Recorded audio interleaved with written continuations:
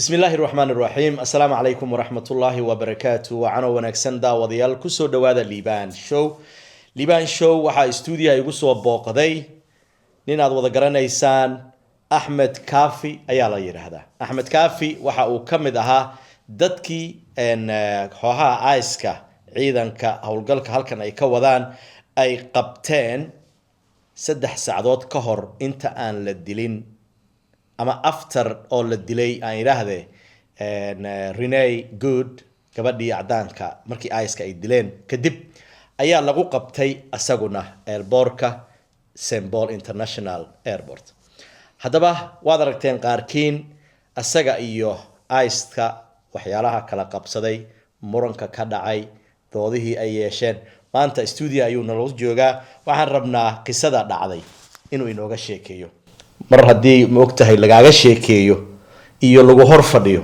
labay kala tahay Cabdikaaf soo dhawaan ku leeyahay sharaf bay ii tahay inaan maartay ugu soo booqdo studio anytime brother bal waxaad iga warantaa ice markii ay ku qabanayeen xageed joogtay maxaad sameeynaysaa marka hore so aniga waxay ahayd bisha todobadeeda so I think it was like a Wednesday so just like a normal Wednesday subaxdii waa soo kacaa rush hour traffic ta move garena dadka iskuulada aadaya dadka shaqooyinka aadaya dadkaas marka rush hour markuu dhamaado oo aabka oo guduudka uu ka baxo airportka la wada tagaa dadkii rabay inay si shaqeystaan ku kala guriyooda ama shaqooyinka leeyihiin marka Uber wadi macnaheedu so ani Uber wadi waa gartay so Uberka waa baxay airportka marka tagay adiga 4 saac bar already wala dhaafay so Renee Good dilen I knew the information from social media that Renee Good in la dilay mogta on Poland in 34 laakiin waqti uma heen waqtigaas ina fi video gi waxaas and there's not a lot of people or publish gray video gi waa gartay so information waa ogaa so 10:30 ala gaaray adiga either way socod saacada 2:30 ala gaaray 12:30 duura soo tukaday meesha Bloomington Daro Faruq waa soo laabtay meesha ku soo laabtay markaa ku soo laabtay adiga waxay ahayd like 1:30 amal 1:30 gi footage internet ka iska fiiray social media app ka line ku jira queue marka uu soo socday wuxuu imaaday 1 to 5 baawrta ugu horeysa ku jiray adi xerada ku jirtay xerada meesha waxa ku jiray app ride share waiting lot meesha designated parking lot oo lagu talagalay baabuurta Uberka so meeshi ano iska fadhiyo oo video gi daawanay marka adiga waxay ahayd 2:20 meelaas marka video gi waxa soo galay Renee angle kale to marka that they didn't just shoot once that they shot 4 times different angles so wixii aan daawanay marka waxa maqlay so ilbaabka lagu soo yes so badana waa darawalo oo Uber iyo waxaas wax ku weydiinaa so I looked waxa arkayba and this ice lady green uniform ay wataan aniga aqaana ice because traga marka wado we check in with them at the checkpoints Laredo San Diego Melas El Paso border states go wada joogan dadka traga wada way yaqaanin so meesha aan isku fadhiyo albaabka lagu soo qaraacay dirishada lagu soo qaraacay waa fiiri dirishadu uma furinba albaabka dhaa u furay and then waxa ku dhahay maxarbta waxay tiri waxa rabaa sharcigaaga ayuu US citizen so marka checkpoints ka usually mara traga wada way weydiiyaan su'aashaas ayuu US citizen but I answer because that's the right jurisdiction meesha loogu talagalay waa xuduudda sharcigan wuxuu dhahaa and maximum distance ay ka gaari karaan from the border is 100 miles haddana 100 kaas ku darsadeen awalkii waxaan jirtay 30 miles so raga waa fiiri waxa ku dhahay qof yahay dad hadda soo disheen so adigana kamerada wadatay police kuma eka mid waxa oo la delete garan karo let me grab my phone and record you too okay daddy but I didn't care she's here anyway so I saw qaatay wa press play start recording so either with you waxa ku dhahay officer dadka buu sheegi kartaa intee joognaa markaas waxay tiri aad u sheeg then waxa ku dhahay officer ka salaama oo aad ugu qabtay kamerada way salaantay then waxa dhahay either with you are we in Germany Jarmalka ma joognaa amal waraaqa ay weydiinaysaa maxaa waa sheekada Kenya uga soo tagnay letter kitambulisho bogta hadana Mareykanka letter kitambulisho sheeka kale waa bogta so inay cadeysay marka weydii inay cadeyso mar wuxuu ku lahaa accent baad leedahay that's going to come either marka ku adkeey markaas waxay ii sheegtay waxay tiri you don't have to give me anything we're going to run your plates anyways so saara gadaal u fiiriyo laba taagan meesha anigu ilaa kan Mexican because I know figure koodi sawigiin isa u dhaqmaan so Spanish ku jiro iga mugtahay waa gartay so marka waxa ku dhahay labada saaha by the time I ignore his grey camera ku qabto they have already run the plates marka they couldn't get anything because gaariga rental waay So I had it's a rental, we couldn't get anything. So anyone had yeah, it's a rental. And I shouldn't have even told you that. In a do your job, عمل مقطع. So we're so again, we're so extagging, but كسان you're tagging. Inter telephone أوجر they're recording me. And marka they're saying, are you gonna tell us or not? You're a citizen متى شرعي هذا مرسينا, you know. So أنا بقول ماشي يجوا سؤال ويدينا أو تاجن واحد أنا شيء قاعد مجرته. mid oo iyaga ka weyn oo C20 uu qoran tahay aso meeshu istaago iska dhigeen uu dhageysanay but as soon as uu maqlay ina iyagu diidana information ka uu xoogaa yiri soo istaagay wuxuu lahay you know what you gonna tell us you're a citizen or what and then markaan waxa ku dhahay waxa ku sheegay ma jirto markaas uu dhahay wadankan uma ekid ina u dhalatay it doesn't look like you're from this country he said that so ani waxa ku dhahay what makes you think I'm from this country? I'm not from this country. So because Ferry, adiga ila imad su'ash, waxay ugu tiri wadankan cadee in a citizen ka tahay. Marka adiga see ku garata wadanka waa isla joognaa wadankan see ku garata in aan citizen ka ahayn. Aan kuma soo raadsan aday soo raadsan inaan cadee rabtaa. So meel kasta marko and in my mind I'm thinking hadda cadeeyo berino cadeena so it's the new thing now I have to walk around with my papers already dad badan ay sheegeen igu dheey sharciga si qaado passportkayga iyo ID-gayga gaariga igu jireen iyaga daraadad uma wadan waxa uu watay passportka iga dhacay March waqtigan waa baxaa mugtay so waxaas dhahay 6 bilood hadii ay ka dhimantahay ama lagu dhibaa marka bixis so iska soo cusboonaysi uu isarra so I didn't bother with carrying it because of ICE. So markaasuu sheekadas uu sii cadeeyay wuxuu dhahay niyo Ferry you don't have the same accent as me. So markaas ku dhahay okay so you going off of accents now. So hadda saas xaalada gaartay hadalka Ingiriiska sida loogu hadlo lahjada sirista ma la isku dhibaa oo sharci waxaas lagu bixiyaa markaasuu dhahay yes markaasuu ku dhahay niyo ma maqashay European iyo Israeli accent waan ugu dan lahaa Israeli accent because waxaas dhahay videogan iyaga hadii ay duubtaan ama uu qof kala duubto ama keega uu viral noqdo ama uu internet ka galo waxa I wanted to bring attention to the Free Palestine because we just got out of that and then all of a sudden ICE is doing the same thing IDF was doing so Israeli or English ku hadlaya adama qashid is horrible subtitle loo baanta because adana wax passport ay wataan IDF uniform ka Mareykanka caadi u la wareegaan iyagu beebiyaal soo dileen markaasuu ani wuxuu u dhahaa accent kaaga is not like me adiga Soomaali baa tahay dadka la raadinayo waa dad adi oo kala citizen hayso ama ha haysanin kori hoos dadka waa la isbaaraa saad sheegtayna daqiiqo saacado ka horna waxay soo direen gabar cadaan ah marka wax cabsi ah inay ku dilaan ama adigu ma ka qabin ma xadareentay adigu horta marka hore because ani sababta u baqin ma baqin because sababta u baqin waxay ahayd waxaa rabay inaan ogaado raggaan shaqadooda si u samaysanooyin so usually police waxaa la siiyaa public relations how to engage the public aniga police weligay ma noqon but I know there's a way they all behave which is ko salaama magaciisa ku sheega wuxuu ku dhaw waxa ku istaajiyay this why I stopped you I require this from you can I get your license registration so basically waxa formalities dadka dhan barteen mugtaa laakiin kuwaas isbasbeen they just knocked let's get your papers أنا حتاجنا well you're not going to get anything out of me so هذا دليسين and that's the new way any person that doesn't comply well I'm going to be the example markii ayagu ku istaajinay ama ku imaanay imisa tagaasiyo kale oo Soomaali ama cadaan kale meesha joogay ma jiray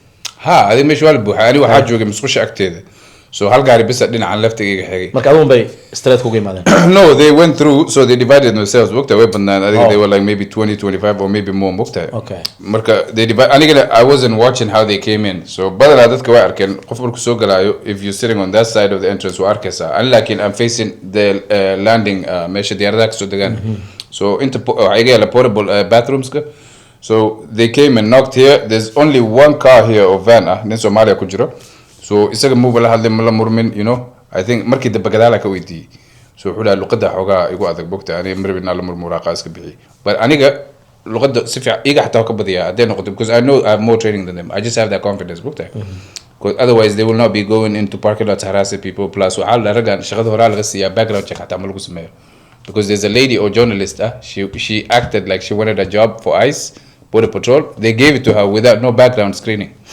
internet ka maanta ka akhriyay so I knew these people are not professionals it's like just some guys at a construction site or whatever. Say rabaa kula hadlay.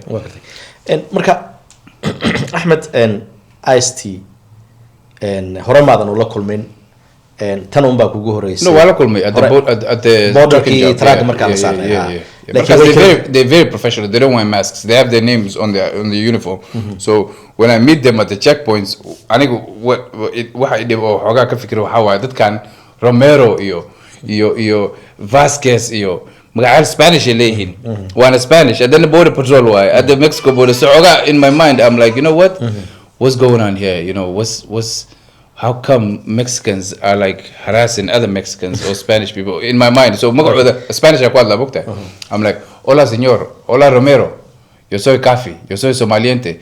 American citizen, English you American citizen? You American? I'm like, yes. Because they know if you're not, you're going to be in trouble. markii adiga ice ku qabteen aad iska duubtay videohaaga dad badan qaatay idaacado badan ku wareystay dad badan ayaa ma taqaana ku soo wacay imsa idaacadood baa ku wareystay horta the first waxa sheekada markay dhacday oo video iyaga ice waxay wataan their own media waxa Freedom News TV, she put the link on TikTok about her recording from outside Mukta. So there's different footages. There's the POV from my phone, and then there's the one from the lady from the outside. And there was a guy with her, or iPhone is saying the and then they have big press badges. So I say literally listen to them. Okay. So I just saw their eyes, you know. So I didn't care about what those guys are doing. I just cared about my point of view. So I kept recording, and I saw I think CNN manta ila hada shay waxay harabna footage kaga 2 days ago message so dire manta arkay. واسي وحكولا you can take the footage وحارتين كسمة وحكولو إلى سؤال the Guardian أو بري لبلان سنة هاي هذيك intercept كل ده هاي أو هوا قفتو أو Indian يمت أو لسعته أو Indian كلاتو a guy and a lady وقاس وحوسمي interview عادية and then they wrote the intercept كوش قيان so they wrote the article about me and then ياكل الله هذا عبد حفيد from Brit TV. I actually was on a live video with him. I put it all out. I analyzed it with him. But video go حقاتك كو بدون أو يوتيوبر يو daily show Jon Stewart وقاتن. So عم بنقطة هرتا. عدانك كل even little kids had وحكيم على Best Buy. So there was a kid that was showing us the equipment at Best Buy. So what are you guys going to use this for? So we have a video that went viral. And the community asked us to shoot them content about how to interact with the police, you know. So we're looking for equipment. Oh, you that guy? Young guy. He's like probably 17, and he knew me. He's like, yes, I've seen this video. You that guy? Oh my God, you stood up to them. You did good. And siday u arkeen qaraabadaada xaaskaaga iyo aruurtaada iyo hooyo iyo waalidiinta markii lagu qabtay aad la hadashay adiguna cirka aad baartay videoyaashaadana ay qof walba qaatay ay arkeen dabcan ilaa Nairobi laga arkay ilaa Hargeysa marka adigu dadka siday u arkeen qaraabadii familkii marka sidee lagu arkay I mean the first day we reaction because the first day video ga waxa qaatay nin dhahay Brit TV he did he does breaking news so analysis ku sameeyay real quick so hooyaday way daawata marka iyadoo Kenya joogta so way aragtay markii aragtay message ii reebtay waxay tiri videogaaga meel kasta ka arkay dariska xataa ii sheegay so niyahow and I'm happy wax fiican ah sabeysay ilaahay ku badbaadiyay so sheekada meeshaas ku ekay laakiin waalidku xabsanay waqti so ugu sheekada meeshaas ku ekay interview galin dadka waa dad xun waan run dad xun waay because dadka argagixis ku ridooyin mugtay so long story short video meel kasta gaar family way ku farxeen the first day the second day absidii way sii badatay because the viewership kept going up.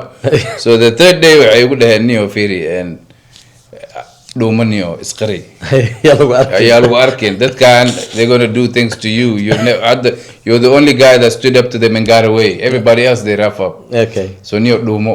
So I figure I access me I don't operate from that. Tragla Melabadon dangerous at the garden by Kamru Ilafka the Williga Shilmagil Tomasano. حتى dad oo arday ah jidka waa la fuulay marka waa fikir waxa dhaaniyo cabsidan is it real waxa dhaa yes is real so xogaa way gashay the third day cabsida way gashay then ana iska bixiyay salaadeeda cibaadadeeda barsaday arkaarta barsaday then tartiib iga baxday because cabsidaas dadka is contagious cabsida is contagious bogtahay qof cabsanaya hada saaxiib la noqotay fulaya noqonay adiga wax kasta ka cabsanaya waana daba socdaa leedahay meel kasta bogtahay qofna kuma daba socdo waa gartay runtii aad baad u mahadsan tahay ugu dambeyntii dadka wariyaasha ama idaacadaha kale ku wareysanaya su-aalaha ay ku weydiinayeen midda aad la yaabtay maxaa ka mid ahaa CBS 60 minutes samee mataqaanaa way la soo xiriireen waxay dhaheen fiiri shirkadada questna we want to make it part of a documentary we want to interview you we want to follow you for a few days or a day whatever is that okay I could that's not a problem you know and then at the end of the phone call waxay ku tiri Niho can you send me a screen of your passport I could what's that used for my boss is required so I could have 60 minutes CBS at I know you guys you're not that ethical then Al Pacino so I'm not going to give you anything you just have to trust me and believe me if you want the story yesterday when we spoke about can you send me that screenshot for your passport don't ever text me CBS 60 minutes let me just watch you on TV why is she asking you though because in a citizen me I'm in a citizen so you have to understand this is media mainstream media so they might have some sort of investment in ICE operations or some stuff because owner or private so you have to believe me but all the other news agencies including NPR they just ask me I tell them they believe me we leave it at that even the Intercept but CBS 60 they wanted to insist ugu dambeyntii tan iyo markii lagu qabtay idaacado ku wareysteen oo adigu aad ka tagtay kooxii ICE mar labaad ma la kulantay hadii kale dadka kula fadhiistay ama shacabka Soomaaliyeed maxay tahay waxyaalaha ay ka codsadeen yes wax badan iga codsadeen dadka ICE ma la kulantay after that ICE ma la kulmin ilaa amarkiis alxamdulillah man rabina la kulmo wallahi billahi because way dib badan yihiin waqti ka luminayeen dhigay ku kicinayeen walaqa keen waxa la tagtaan bulisho shakada Kenya lagu soo tagay waay exactly su'aal kale ma qabta ICE in sida adigu aad ula murantay in loo la murmo markay ku qabtaan adoo citizen ah mise waxaad qabtaa in hadayba ku weydiiyaan waxa iska siisid ma qabi in haday ku weydiiyaan waxa iska siisid unless airport joogtid oo bixisid ama border checkpoint emails joogtid why waxaan horta they try an experiment that can say u shaqeeyaan experiment ka saddex ku marto door to door imaana hada waxay dhaheen door to door as after that video of mine the next day they're doing door to door so they wanted to justify that door to door because dad badan waraaqay u dhidhiibay so waxa waa terror they really not going to do much to you naagtas cadaanta maxaa loo dilay waxay dhaheen have you guys not learned the lesson so it's a lesson like hi we did this we'll reach here we'll reach there so and they have done this before to the Japanese Americans here markii World War II waa la qabtay camp la galiyay but there was a system they did it and mogta uniform loo wada galiyay ko waraaqaha laga hubsaday then markii la hubsaday meelaha joogan uniform loo galiyay or with ID numbers they have to wear their uniform then camps loo wada geeyay so aniga I did not want to be complicit in caawi dadkan in aniga igu sameeyaan argagixiso iyo cabsi mogta so I said I'm not going to do it guys laakiin waxayga ana hubo inay cad yihiin okay dadka wax ma jiraan ayagu ay ka codsadeen shacabka Soomaaliyeed inaad la samaysid ama dadka kale ay ku weydiiyeen since adiga aad la kulantay ICE si fiican aad ula hadashayna yes so badana dadka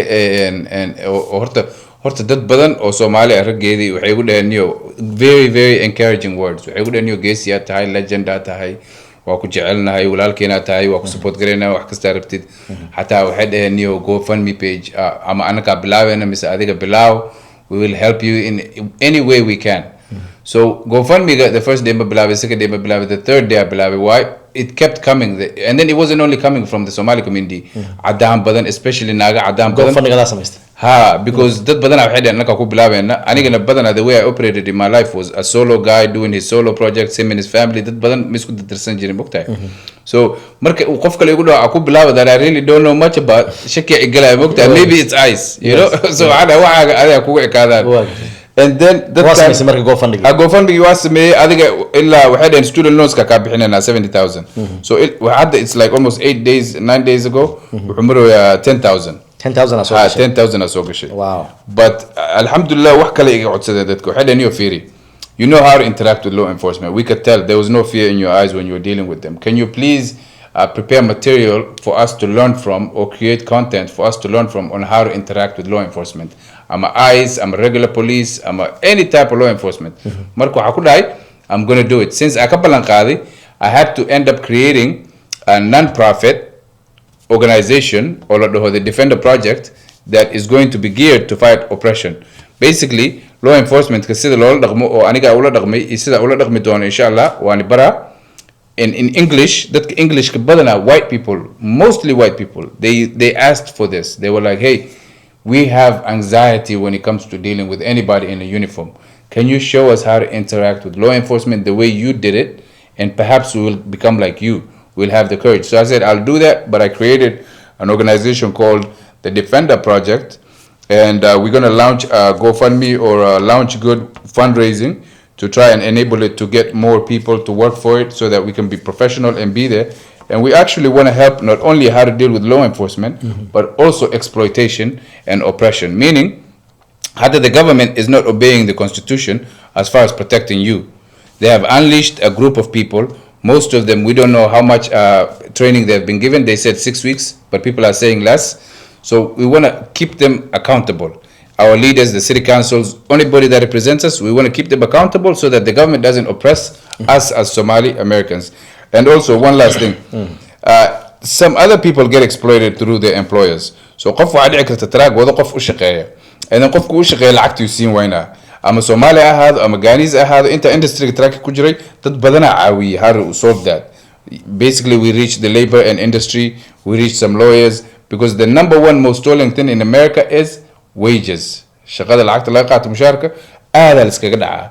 So that ma haystaan agency or private ama non-profit or directly shaqada sameeyo. So I want to get into there and help assist that too, inshallah. waa hagaag daawadayaal kaasi waxa uu ahaa Axmed Kaafi oo runtii kamid ahaa wiilashii ama dhalinyarada ka shaqeeya elboorka daraad Renee markii la dilay kadib asaga ICE-ka wax kala qabsaday muuqaalada runtii aan filayo waad aragteen. Hey, the famous guy. I've seen this guy on TikTok. Look at him. He got gas canisters and shit. What's up, officer? What's going on? How you doing? I'm better than I deserve. Man, let me step out, man. Let me talk to you guys in person. What's up, man? You doing all right?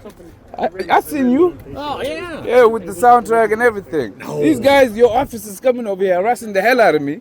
This guy is saying, no, he said, because I got an accent.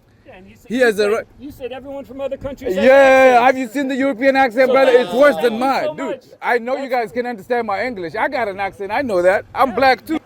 Right? You got a Boston accent. Oh, which man, is crazy. oh. Yeah, what's going on, guys? You should I'm have had here, an accent. Homeland Security in person. The big boss over here. What's going on? They're just harassing people based on skin color. Man. Are we in no, Germany? or no, something? come on. What do you guys want No. to do today? You guys want to take me in or something? Oh, that depends. Are you an illegal alien? Illegal alien, man. I'm planet. Yes, I might be are? from another planet. Oh, okay. Well, Yeah. if that's the case, if you're from another planet, that counts too. Well, if that counts, well, I'm an alien, guys. Let's do DNA tests and shit. You got a lab? We can run some blood tests, see what the hell I have. Mills, take a good one. I got my haircut done soon. I just didn't shave a little bit, yeah. So I wondered, was a good picture. Hey, I shaved too. I mean, yours, you know. Yours is prettier than mine. You know what I'm saying? waxaan u malaynayaa Kaafi Axmed Kaafi markii ay dad badan ay arkeen sida uu ula hadlay booliis ICE-ka asagoon wejigiisa laga dareemaynin cabsi oo isku kalsoon oo runtii og yahay in uu haysto sharci ayaa waxa dadka ka codsadeen in uu la sameeyo the defense or The Defender Project. Defender Project Yep. in la sameeyo marka projectgaasi waa non-profit buu sameeyay wuxuuna dadka bari doonaa sida run ahaantii ay tahay loola hadlo booliista tan iyo kulantideenu dambe oo xiise leh iyo barnaamijyo kale oo ku saabsan arrimahan ICE inta ay joogaan magaalada Minneapolis ayaan idinla soo socon doonaa anigoo ah Liibaan Xuseen waxaa runtii marti iga ahaa Axmed Kaafi Axmed Abdul Thank you so much, bro. Appreciate you. Thank you very much tan iyo kulantideenu dambe oo xiise leh waxaan isku dhaafaynaa salaamu alaykum wa rahmatullahi wa barakatuh